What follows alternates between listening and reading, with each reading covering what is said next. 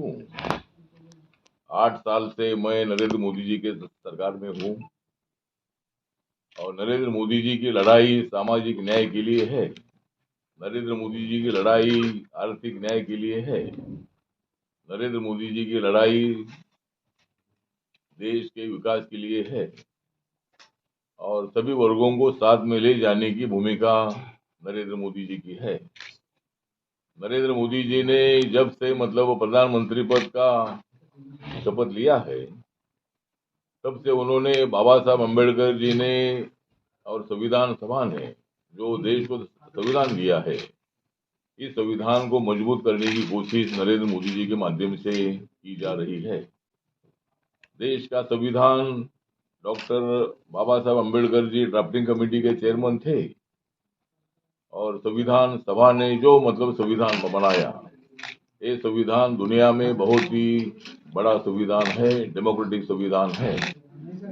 One man one vote one value, ये अपने संविधान का मुख्य उद्देश्य है और सामाजिक समानता एवं आर्थिक समानता को मजबूत करने का संदेश भारत का संविधान देता है और इसीलिए Indian democracy is the best democracy in the world, इसी तरह की चर्चा पूरे देश भर में होती है। तो संविधान में doctor B are Ambedkar ji का सबसे ज्यादा योगदान रहा है और इसीलिए 26 नवंबर 1949 को 26 नवंबर 1949 को जब डॉक्टर बाबा साहब अम्बेडकर जी ने संविधान का ड्राफ्ट अपने डॉक्टर राजेंद्र प्रसाद जी जो चेयरमैन थे संविधान सभा के और पंडित जवाहरलाल नेहरू जी, उनको जब ये ड्राफ्ट उन्होंने सौंपा था, उनको दे दिया था, तो उनके मुंह से उद्गार निकले थे कि डॉक्टर अम्बेडकर आप भी संविधान के सही आर्किटेक्ट है, इसमें सबका योगदान तो ही है। तो नरेंद्र मोदी जी ने संविधान को माथा टेक कर 2019 में प्रतिज्ञा की है, संविधान का भारत में खड़ा करूंगा, सभी जाति धर्मों को न्याय देने का काम मैं करता रहूंगा और मेरा मुख्य उद्देश्य है सबका साथ, सबका विकास, सबका विश्वास, सबका प्रयास। लेकिन हमारे इंडिया आघाड़ी जो है, इंडिया के नाम से जो आघाड़ी बनाई गई है, ये आघाड़ी जो है ये नरेंद्र मोदी जी को हराने के लिए, जो नरेंद्र मोदी जी के विकास की दिशा से आगे बढ़ रहे हैं, जो नरेंद्र मोदी जी सबको साथ में लेकर आगे चल रहे हैं, ऐसे मोदी जी को हराने के लिए सभी पार्टी के जो अपोजिशन के लोग है लगे हैं। लेकिन इंडिया आघाड़ी को बहुत बड़ा धक्का बैठा है। नीतीश कुमार जी ने इंडिया आघाड़ी छोड़ दी है, जयंत चौधरी जी ने इंडिया आघाड़ी छोड़ दी है, वहां ममता बनर्जी ने बंगाल में अकेले चुनाव लड़ने का तय किया है, वामपंथियों को और कांग्रेस को एक भी सीट नहीं देने का उन्होंने तय किया है। इसीलिए इंडिया आघाड़ी में कोई दम नहीं रहा है और इसीलिए कांग्रेस पार्टी को 40 सीट पार करना मुश्किल है। कांग्रेस पार्टी नहीं करेगी 40 पार, लेकिन हम करेंगे 400 पार। तो भारतीय जनता पार्टी को देश भर में 370 सीटें मिलेगी। जो यहाँ आसाम में 14 सीटें है, उसमें से 2019 में 10 सीटें तो बीजेपी को मिली थी, एजीपी को 1 सीट मिली थी और दूसरा एक दल है उसको भी शायद 1 सीट मिली थी और कांग्रेस पार्टी को 1 सीट मिली थी और दूसरा इंडिपेंडेंट को 1 सीट मिली थी। तो भी पूरी 14 की 14 सीटें चुनकर आएगी, ऐसा हमें पूरा विश्वास है। हिमांता विश्व शर्मा जी एक बहुत बड़े स्ट्रांग मुख्यमंत्री है। उन्होंने यहाँ के आदिवासी हो, दलित हो, ओबीसी हो, माइनॉरिटी के लोग हो, सबके लिए काम करने की भूमिका उन्होंने रखी है और उनके नेतृत्व में आसाम का विकास बहुत अच्छी तरह हो रहा है।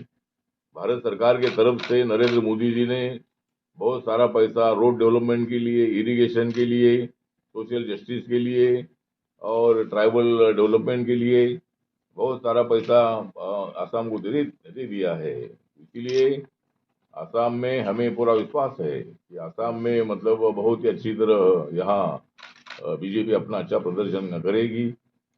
और आप लोगों को मालूम है कि नरेंद्र मोदी जी ने जो जनधन योजना थी, प्रधानमंत्री जनधन योजना 2014 में शुरू की थी और अभी तक 51 करोड़ 66 लाख 30,000 इतने अकाउंट पूरे देश भर में खुले हैं। और आसाम में 2,34,08,000 2,34,08,000 इतने अकाउंट बैंक में खुले हैं।